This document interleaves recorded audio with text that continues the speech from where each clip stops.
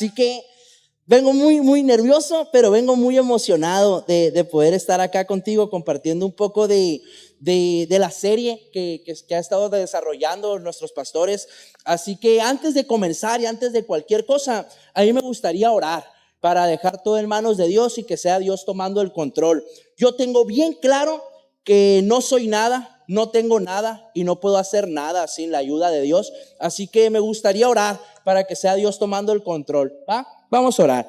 Gracias, Padre, por todo lo que nos das, por todo lo que nos quitas, por la oportunidad que nos das de estar vivos un día más, Señor, de poder venir a tu casa, de poder disfrutar de tu presencia. Y, Señor, esta tarde, esta noche, te pedimos que sea tu Espíritu Santo hablando a nuestras vidas, a nuestra mente, a nuestro corazón, y que seas tú, Señor, tomando el control de todo lo que se va a hablar aquí, Padre. Sé tú usando mi vida, sé tú usando mi boca y sé tú en esta tarde, Señor. Te lo pedimos en el nombre de Jesús. Amén. Va, ahora sí, vamos a comenzar.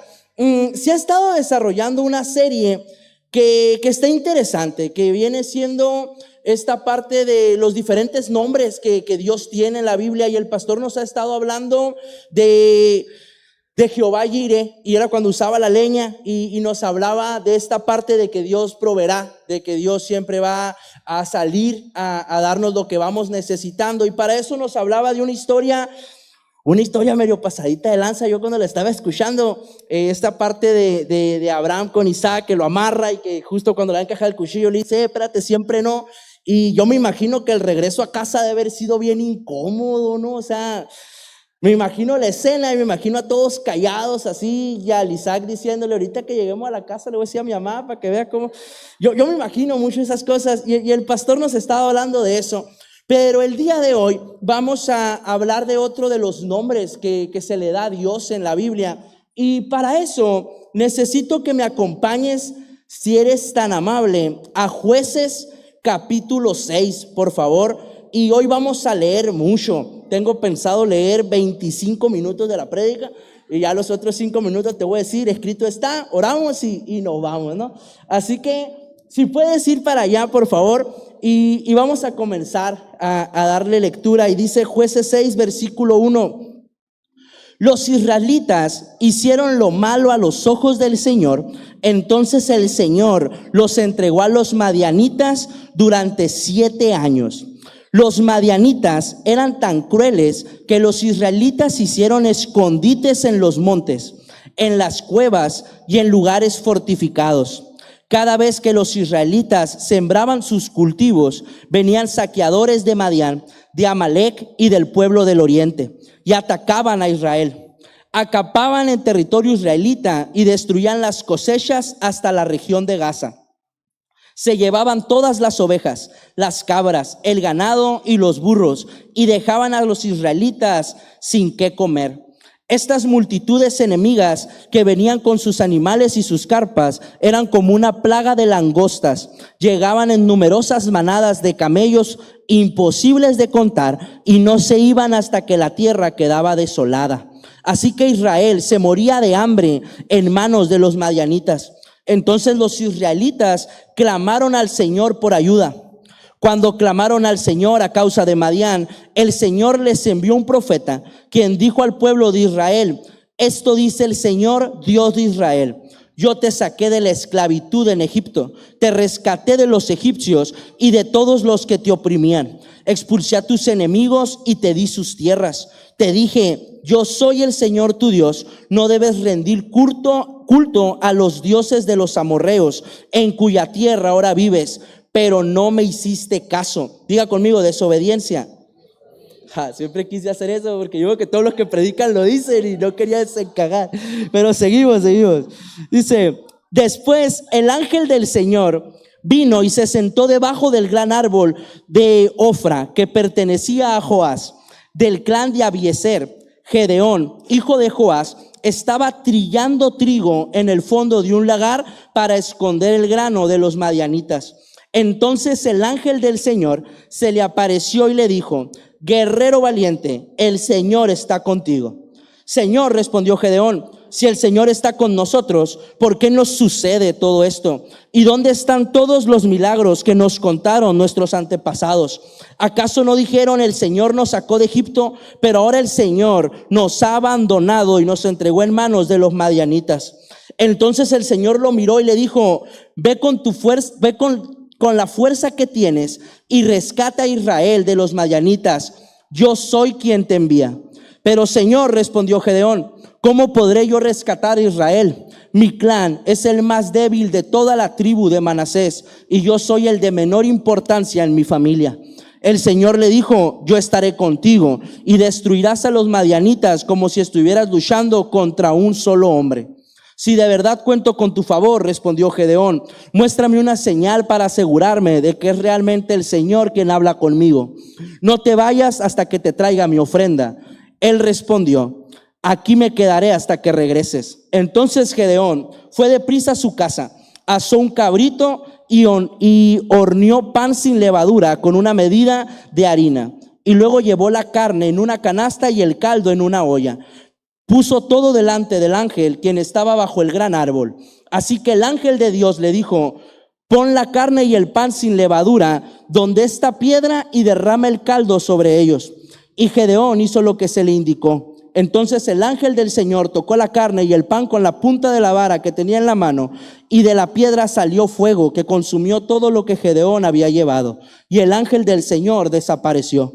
Cuando Gedeón se dio cuenta de que era el ángel del Señor, clamó: oh Señor soberano, estoy condenado. He visto cara a cara al ángel del Señor. No te preocupes, le contestó el Señor. No tengas miedo, no morirás. Entonces Gedeón construyó un altar al Señor en ese lugar y lo llamó Yahvé Shalom, que significa el Señor es paz. Ese altar sigue en Ofra, en la tierra del clan de Abiezer, hasta el día de hoy. Te dije que íbamos a leer un montón, pero es parte de la historia y del contexto que está ocurriendo. Y en esta historia aparece uno de los segundos nombres que se le da a Dios, que se le da al Señor, y es Yahvé Shalom. Y hoy quiero que hablemos un poco sobre eso, sobre, no sé si ya me pusieron la otra imagen, sobre de dónde proviene el nombre Yahvé Shalom. Y como sabemos, Yahvé significa Señor, pero Shalom significa paz. Pero de acuerdo al contexto y de acuerdo a lo que estaba ocurriendo con el pueblo israelita, no solamente significaba paz, también significa restauración, también significa plenitud, también significa, ponme la otra, bro. También significa orden, porque ¿en qué momento es donde aparece Jehová Shalom? No se revela en un momento de paz, no se revela cuando todo está tranquilo, no se revela cuando Gedeón está normalmente viviendo su día a día. Se revela cuando Gedeón estaba escondido y cuando el pueblo vivía diferentes ataques. Jehová Shalom se reveló en un momento de guerra. Y eso es lo interesante de cuando Dios se manifiesta. No se manifiesta en un momento de paz y de tranquilidad, se manifiesta en un momento de guerra, de inquietud, de incertidumbre, en un momento donde el pueblo de Israel estaba viviendo constantes ataques. Y hoy quiero hablarte de diferentes ataques que a veces vivimos, pero que en esos mismos ataques podemos empezar a experimentar la paz que Dios nos da. ¿Sí me estoy explicando con todo lo que te dije? En mi mente la prédica dura 1 hora, pero siempre que me subo para acá dura como 20 minutos. Así que si pregunta el pastor, sí duramos acá como que 1 hora 20 y así, ¿no? ¿Va? Entonces, antes de pasar para allá, me gustaría decirte una frase que pensaba mientras escribía todo esto, y es la siguiente: la paz de Dios no es ausencia de guerra, es la presencia de Dios en medio de ella. La paz no depende de las circunstancias, depende de en quién confiamos. Y hay diferentes situaciones donde estamos viviendo ataques espirituales, pero a veces también son consecuencias de nuestros propios actos y de nuestras desobediencias. Pero aún ahí podemos experimentar esta paz que Dios nos da en medio de la guerra. Y me gustaría, si eres tan amable, hablarte un poco de el primer ataque que el pueblo de Israel estaba viviendo. Y para eso ocupo que vayas a Jueces 6, versículo 3, porque me voy a quitar la gorra porque empecé a sudar. Y para eso, no me peiné, y para eso ocupo explicarte el primer ataque que el pueblo de Israel estaba viviendo. Y el primer ataque que vivía era un ataque directo a su economía, un ataque directo a sus finanzas. Dice el versículo 3, cada vez que los israelitas sembraban sus cultivos, venían saqueadores de Madián, de Amalec y del pueblo del oriente y atacaban a Israel. Acampaban en territorio israelita y destruían las cosechas hasta la región de Gaza. Se llevaban todas las ovejas, las cabras, el ganado y los burros y dejaban a los israelitas sin qué comer. En aquel entonces, en aquel contexto, en aquella cultura, pues no había banco, como que no había tarjeta de crédito. Así que todo funcionaba a través de la agricultura, a través del ganado, y era la manera en la que se sustentaba el pueblo. Pero de acuerdo al contexto, el ataque era directo a esas áreas. El pueblo sembraba, pero no cosechaba. Invertían, pero no disfrutaban. Trabajaban, pero vivían en escasez. Los medianitas atacaban en el tiempo de la cosecha. No sé si te parezca similar la historia, que a veces trabajas, siembras y vives estirando lo más que se pueda nuestras finanzas, nuestras administraciones, y eso generaba obviamente mucha incertidumbre en el pueblo israelita. Eso obviamente generaba peleas, generaba miedos, pero sobre todo generaba crisis en todo lo que ellos estaban viviendo. Y busqué unos datos que me gustaría compartirte. Según el American Psychology Association, lo dije bien según yo, el dinero es una de las principales causas de conflicto en parejas. Los problemas económicos aumentan las probabilidades de divorcio. Esa es una realidad. Y luego, según la Universidad de Kansas, los problemas económicos aumentan tensión constante, falta de comunicación, culpa y frustración, y el dinero es el estrés número 1 en adultos, provocando insomnio, depresión, irritabilidad y problemas en sus relaciones. Eso era el diario vivir del pueblo israelita. Y es ahí donde aparece Jehová Shalom, a traer paz, a hablarle a un pueblo, a presentarse delante de un pueblo en un momento de crisis, en un momento de desesperación, en un momento de ansiedad, en un momento donde obviamente en casa había problemas, más si tenías hijos. Oye, ahora cómo le voy a hacer para esto otro, y cómo le voy a hacer para esta parte de aquí. Yo a veces orando le digo a Dios, oye, ¿cuándo va a empezar a hacer efecto el calzón amarillo que me puse el 31? O sea, ocupo que empieces a proveer, pues el Dios que provee, ocupo verlo ahorita. Así que me imagino que el pueblo de Israel vivía en esa constante inquietud en su área financiera. Dice que, ahorita estaba leyendo esta parte donde menciona que los dejaban sin comer, que no dejaban que el pueblo prosperara y avanzara. Y ese es uno de los ataques que más nos roba estabilidad, porque sabe pagar el recibo de la luz, los biles, la renta, la gasolina, las colegiaturas, obviamente genera tensión. Y más cuando no hay maneras de proveer y de sustentar cada una de estas áreas. Y me gustaría leerte unos versículos.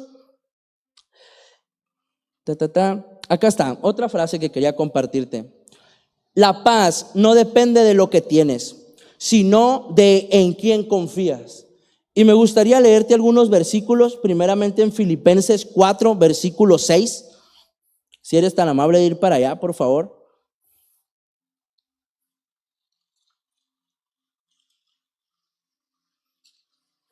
Acá está. ¿Ya están ahí? Ni trajeron Biblia, ¿no? O sea, no había nadie ojeando ni nada. ¿Qué? Dice, no se preocupen por nada. En cambio, oren por todo. Díganle a Dios lo que necesitan y denle gracias por todo lo que Él ha hecho. Así experimentarán la paz de Dios que supera todo lo que podemos entender. La paz de Dios cuidará de su corazón y su mente mientras vivan en Cristo Jesús. Y yo sé que tú has de decir, oye, pero pues yo estoy viviendo estas situaciones, estoy viviendo esta crisis, pero hoy más que darte una palabra de aliento, una palabra de motivación, una palabra donde diga, wow, qué bonito, llores, levante las manos y hagas así, busco que encuentres en la palabra versículos que hablen directamente a tu corazón y entiendas que no depende de tus circunstancias, ni de tus habilidades, ni de lo que tú puedes hacer. Depende de lo que Dios nos puede dar. Y en eso es donde descansa nuestra fe. Es cuando empezamos a confiar y es cuando empiezo a experimentar esta paz que a veces no podemos comprender, que sobrepasa todo entendimiento. Y en nuestras finanzas, créeme que Dios tiene el control. Dios tiene el control de cualquier situación económica que estés pasando y que estés viviendo, porque Dios sustentará todo lo que necesitemos. Y no lo digo yo, lo dice la misma palabra. Y creo que si la Biblia lo dice, no importa lo que yo opine, lo que yo piense, lo que yo proponga, la Biblia está por encima de todo argumento y de todo entendimiento. Y es ahí donde anclamos nuestra confianza. Cuando estaba en Ensenada, me tocó vivir por allá algún tiempo. Yo tenía una pastora que era la pastora Katy. Y ella siempre que pedía ofrendas y diezmos me daba mucha risa cómo lo pedía. Y una vez le copié aquí y ella decía que hasta el día de hoy no ha adelgazado ni un solo kilo. Y yo decía, no, pues se te ve, ¿no? Y ella mencionaba señal de que hasta el día de hoy no nos ha faltado un plato de comida. Fuera de ahí, todo tiene solución. Y por lo que yo veo, pues no. Así que es ahí donde vemos esta provisión de parte de Dios. Y es ahí donde está nuestra confianza de parte de Dios. Mañana no sé, pero el día de hoy ya desayunaste, ya comiste, probablemente ahorita vas a cenar, y creo que ese también es el cuidado de Dios para nuestras vidas. En Mateo 6 menciona que si Dios tiene cuidado de los pajaritos, mayor cuidado tendrá de nosotros que somos sus hijos. Hay otro versículo que te quiero leer también, que está en el Salmo 37:25, si puedes ir para allá. Lo tuviste que haber leído hace poco, porque según yo te estás entrando a los devocionales de las mañanas de un diario con Dios. ¿Sí han estado entrando? Porque el ángel se levanta a las 4:30 de la mañana para podértelo mandar a las 5, y como para que tú no lo leas, tampoco te pases de lanza, ¿no? Así que no encuentro el versículo en mi Biblia aquí. En la mía no viene. ¿Qué versículo dije? Salmo 37:25. Y dice: una vez fui joven, ahora soy anciano. Sin embargo, nunca he visto abandonado al justo, ni a sus hijos mendigando pan. El rey David hablando, un hombre conforme al corazón de Dios. Y él hacía esta observación, que hasta el día de hoy no ha visto ni un justo, ni a un hijo de Dios mendigando pan. Y es ahí donde está nuestra confianza. A lo mejor estamos viviendo situaciones financieras y económicas poco favorables, pero cuando empezamos a confiar en Dios, es cuando yo empiezo a experimentar la presencia de Jehová Shalom, que sobrepasa todo entendimiento, que sobrepasa todo pensamiento, pero sobre todo que trae paz a tu corazón, a tu mente, a tu vida y a tu casa. Hasta aquí, ¿estamos bien? Va. Siguiente punto.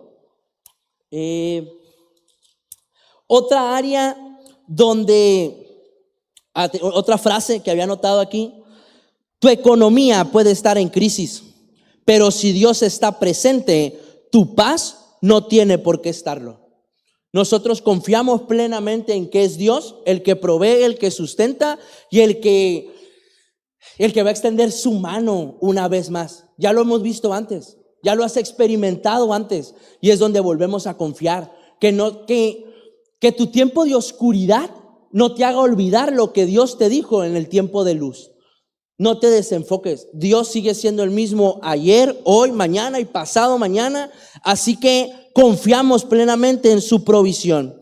Otro ataque que el pueblo de Israel estaba viviendo es que vivía un ataque constante en su mente, porque vivían con un constante miedo al ataque de los madianitas, porque no sabían cuándo iba a llegar, no sabían en qué momento iban a atacar, y en esa lucha vivían con un miedo constante, pero también vivían con ansiedad de estar sobrepensando cuándo volverán a atacarnos, cuándo va a pasar esto. Y es cuando llega algo que nos mencionaba el psiquiatra cuando vino, no sé si se acuerdan, el ataque de los ISIS. ¿Y si ocurre esto? ¿Y si pasa esto? ¿Y si esto otro? ¿Y si otra vez pasa esta situación? ¿Y si me corren aquí? ¿Y si peleo acá? Y empiezas constantemente a meter ideas y pensamientos que ni siquiera han ocurrido, simplemente los estás suponiendo. Y es cuando llega este ataque de los ISIS que viene y te roba tu paz. A veces son situaciones del pasado son situaciones del pasado que me hacen sobrepensar en mi futuro y no me permiten vivir en mi presente. Los ataques a tu mente constantemente te están privando de vivir las bendiciones que Dios tiene para ti hoy, porque estoy tan enfocado en lo que va a pasar allá por una situación que pasó allá y no me permite estar viviendo esta parte de aquí. Los madianitas vivían con un constante miedo y con una constante ansiedad de estar sobrepensando cuándo iban a empezar a ocurrir los problemas una vez más. Vivían con miedo. Y existen dos tipos de miedo. Está el miedo que te paraliza, que es el que no te permite moverte, que no te permite avanzar. Y está el miedo que te despierta. Tú y yo tenemos que empezar a pasar del miedo que me paraliza al miedo que me hace accionar. El miedo es un instinto de supervivencia en el instinto animal. Así que el pueblo de Israel vivía en un constante miedo, vivían en desesperación. Ahora, Dios no solo te pide que le entregues tus ansiedades, te promete una paz que protege tu mente. Y si me puedes acompañar a Isaías 26:3, por favor.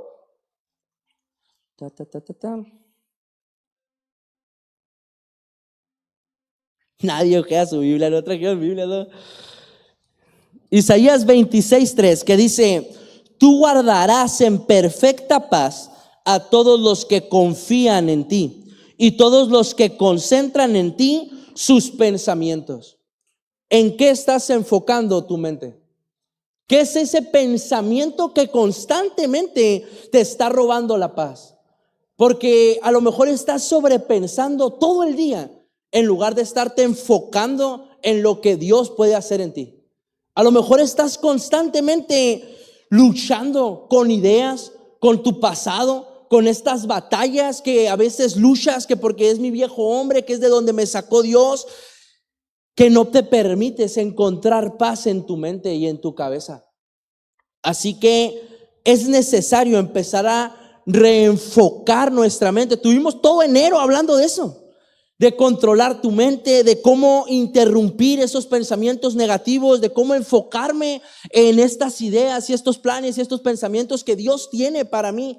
No permitas que una herida del pasado venga a meterte miedo sobre tu futuro y que no te permita vivir tu presente. Tienes que empezar a enfocar tu mente en eso. Te vuelvo a leer el versículo porque me gustó un montón. Tú guardarás en perfecta paz a todos los que confían en ti. ¿En dónde está puesta tu confianza hoy en día? Porque este versículo viene con promesa. Tú guardarás en perfecta paz a los que confían en ti. Tenemos que empezar a confiar más en Dios, y es ahí donde vamos a experimentar esta relación con Jehová Shalom, con este Dios de paz. Ahora, no había estabilidad, no había descanso, vivían con miedo, vivían con impotencia y frustración. Dice en una parte que estamos leyendo ahorita que eran tantos que era imposible contarlos. O sea, no te podías ni defender pues de cómo llegaba el ataque, porque eran tantos que no sabías ni para dónde hacerte, y no se iban hasta que saqueaban todo. O sea, no era nomás como que ya llegué, pum, no, era hasta que me lleve todo, hasta que haga un caos, hasta que rompa todo lo que tengo que romper. Pero dice que eran tantos que no se podían ni contar. Yo me imagino que eso genera una frustración. Me imagino al pueblo de Israel desesperado, viendo sin poder meter las manos cómo se llevaban a sus ovejas, a sus burros, cómo se llevaban sus cosechas y no poder hacer nada. Yo me imagino que vivían en una constante frustración. Y te quiero hacer una pregunta. ¿Qué lucha te está generando impotencia? ¿Qué área de tu vida sigues tratando de controlar y de resolver tú solo, que hasta el día de hoy no has podido, y eso te frustra? Y eso te está generando impotencia. ¿En qué áreas de tu vida necesitas empezar a soltar y empezar a confiar más en Dios? ¿Qué te está robando la paz? Y tengo otra pregunta. ¿Qué enemigo ves demasiado grande para poder superarlo? ¿Qué situación en tu vida ahorita tú la ves y dices, es que no la voy a cuajar, se ve que la situación me sobrepasa? Y a veces eso nos genera frustración, nos genera impotencia. Y hay otra cosa en el pueblo de Israel. Vivían escondidos. Cuando el ángel del Señor se le aparece a Gedeón, dice que, bueno, hay otra parte donde dice que estaban escondidos en cuevas. Y es aquí donde a veces buscamos falsos refugios y falsos escondites. No quería contar testimonio, pero a veces cuando estás aquí arriba, el Señor te mueve todo. En la cárcel hay un centro de rehabilitación adentro que se llama Clidex. Así que todavía estás en la cárcel y todavía te pueden volver a internar. A mí se me hace bien pasado de lanza eso. Y nos ha tocado entrar ahí, nos ha tocado ir a visitar a las personas que están ahí, nos ha tocado compartir. Y en la sala de juntas hay un poema que a mí me gusta mucho, que dice: ¿por qué estoy aquí? Estoy aquí porque no existe lugar seguro donde esconderme de mí mismo. Y mientras siga huyendo, voy a seguir evadiendo y voy a seguir, ya no me acuerdo más qué dice, pero la idea es esa. A veces estoy huyendo tanto de tantas situaciones, buscando allá afuera falsos refugios, falsos escapes en una actividad, en una relación, en una adicción, en un pasatiempo, cosas que me desconecten del programa porque me ayuda a despabilar mi mente y de esa manera como que ya puedo retomar. Falsos refugios. El refugio más seguro donde tú puedes descansar, donde tú puedes encontrar paz y donde tú puedes bajar la guardia, siempre va a ser la presencia de Dios. La presencia de Dios es el lugar más seguro al que tú puedes llegar. El Salmo 36:7 dice: oh Dios, cuán grande es tu amor inagotable. Todos los seres humanos encuentran refugio a la sombra de tus alas. Es decir, todos los que estamos aquí, si estás sufriendo un ataque en tu mente, si estás sufriendo un ataque en diferentes situaciones, la presencia de Dios siempre va a ser ese lugar seguro, siempre va a ser ese refugio. Y yo me acuerdo cuando busqué refugio en la presencia de Dios. Yo me acuerdo cuando después de 10 años de consumo, de internamientos, de demandas, de varias situaciones desfavorables que legalmente no te puedo contar. Yo recuerdo cuando llegué a Ensenada, lleno de ansiedad, unos 40 kilos más flaco, escuchando voces, y a veces escuchaba esas mismas voces hablando entre ellas. Yo recuerdo la ansiedad, la depresión, la desesperación, el nudo en mi garganta, y recuerdo esta desesperación que se vivía en casa. Yo recuerdo los gritos de mi mamá desesperada: hay que internarlo una vez más. Y yo recuerdo a mi papá desesperado diciendo: ¿y dónde? ¿Y cómo? Si ya lo corrieron del centro. Yo me acuerdo de ese día también, cuando le hablaron a mi mamá y le dijeron: venga por su hijo porque se está drogando aquí adentro. Y que mi mamá dijo: ¿cómo? Pues si te lo llevé para allá porque aquí no se estaba drogando aquí. Yo recuerdo esos momentos donde me drogaba adentro del centro de rehabilitación. Y eran tiempos difíciles.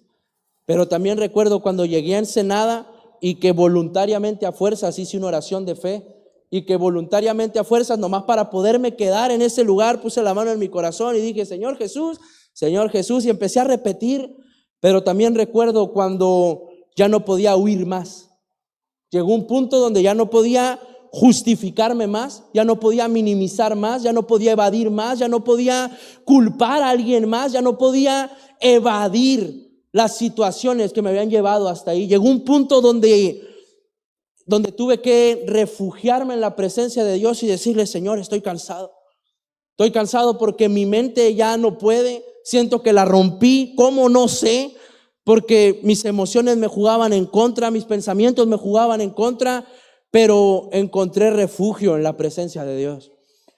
Y yo sé perfectamente que su palabra lo menciona. Oh Dios, cuán grande es tu amor inagotable. Todos los seres humanos encuentran refugio a la sombra de sus alas. A veces huimos tanto de nosotros mismos, de mi situación, de mi crisis, de mi ansiedad, de mis problemas, pero cuando tú buscas refugio en la presencia de Dios, es cuando empiezas a encontrar un Dios de orden que empieza a estabilizar todo, pero sobre todo que trae paz a cada una de las áreas que tenemos que acomodar. El pueblo de Israel vivía en un constante miedo, en una constante crisis y en un constante huir, buscando estos refugios en cuevas. Así que dentro de todo eso, la palabra de Dios vuelve a traernos paz. El Salmo 46:1 dice, déjame para allá porque no sé qué dice, ese no me lo aprendí. Dice: Dios es nuestro refugio y nuestra fuerza. Siempre está dispuesto a ayudar en tiempos de dificultad. Te lo vuelvo a decir porque siento que no lo escuchaste. Dios es nuestro refugio y nuestra fuerza. Siempre está dispuesto a ayudar en tiempos de dificultad. Pero a veces preferimos buscar refugio en otras cosas, en falsos placeres, en falsas relaciones, en falsas actividades, antes de buscar refugio en la presencia de Dios. Y ya voy a terminar, según yo. Híjole, faltan 15 minutos todavía. ¿Cómo están? Si me ayudan a pasar los de la alabanza. Batallé mucho para escribir este tema. Y antes de subir estaba parado allá atrás y estaba demasiado nervioso porque no me sentía listo para subirme, no me sentía preparado para subirme y compartir este tema. Pero cuando estaba ahí, empecé a decirle al Señor: oye, pues tú eres el de los mensajes, tú eres el de los versículos, sé tú hablando. Y había otro ataque que el pueblo de Israel estaba viviendo. Y el pueblo de Israel estaba viviendo un ataque en su área espiritual. El pueblo de Israel estaba viviendo un ataque directo a su fe. Cuando el ángel del Señor se le aparece a Gedeón, lo primero que Gedeón dice es: Señor, pues si me han contado tanto de ti, mira cómo estamos, mira la situación en la que estamos. Y a veces esos ataques a nuestra fe nos hacen dudar de lo que Dios puede hacer en nosotros. No habla alguien incrédulo, habla alguien herido. Cuando el ángel del Señor se le aparece a Gedeón, Gedeón habla desde la herida. No porque no cree en Dios, sino porque no lo ha visto obrar durante todo ese tiempo de crisis, durante todo ese tiempo de escasez, durante todo ese tiempo de ansiedad y de problemas que el pueblo de Israel estaba viviendo. Cuando el dolor se vuelve constante, comenzamos a cuestionar a Dios. Y es cuando empieza a flaquear nuestra fe. Ahorita creo que René lo mencionaba. Siempre venimos cuando todo está mal. Y hay veces que cuando todo está mal y decido no venir porque mi fe flaquea, porque no te veo, porque no te escucho, porque no te veo obrar, porque veo que con ellos sí, conmigo no. Y eso es la parte interesante de la historia. Cuando Jehová Shalom aparece, el pueblo estaba en guerra, el pueblo estaba en crisis y esa guerra la iba perdiendo. Y hay veces que nosotros queremos seguir teniendo el control absolutamente de todo. Lo primero que dice en la historia es: los israelitas hicieron lo malo a los ojos del Señor, entonces el Señor los entregó a los medianitas durante 7 años. Llevaban 7 años viviendo en crisis, 7 años viviendo con ataques, 7 años sin experimentar lo que era la paz. Y en eso aparece Jehová Shalom, en un tiempo de guerra, en un tiempo de incertidumbre, en un tiempo de ansiedad, en un tiempo de inquietud, en un tiempo de desesperación, en un tiempo donde iban perdiendo. Y algo que ocurre cuando flaquea nuestro espíritu, cuando flaquea nuestra fe, es que nuestra percepción de nosotros mismos se distorsiona. Lo que el ángel del Señor dice, Gedeón, guerrero valiente, es la forma en la que el ángel del Señor se refiere a Gedeón. Y lo que Gedeón dice es, ¿cómo yo, si soy el más chiquito de mi familia, el más insignificante? Y a veces cuando flaquea nuestra fe no me creo merecedor de poder llamarme un hijo de Dios. Pero también veo que a veces estoy tanto tiempo luchando y queriendo tener el control de la guerra yo, que no puedo experimentar la paz. Le pedí a Dani que me ayudara a hacer esta bandera, tratando de simular algo de la paz, pero a como está el tema, creo que es más una bandera de rendición. Y es necesario que tú y yo nos rindamos al Señor durante nuestras crisis, durante mi ataque de ansiedad, durante mi ataque a mi espíritu. Es necesario empezar a decir, Señor, me rindo, porque necesito experimentar tu paz. Señor, esta situación no la controlo, esta situación me sobrepasa, esta pelea, esta crisis, esto que está sucediendo, me sobrepasa y no tengo control. Y es ahí donde tenemos que empezar a sacar una bandera de rendición, donde tengo que empezar a decir, Señor, yo con mis fuerzas no puedo, pero con las tuyas yo sé que sí.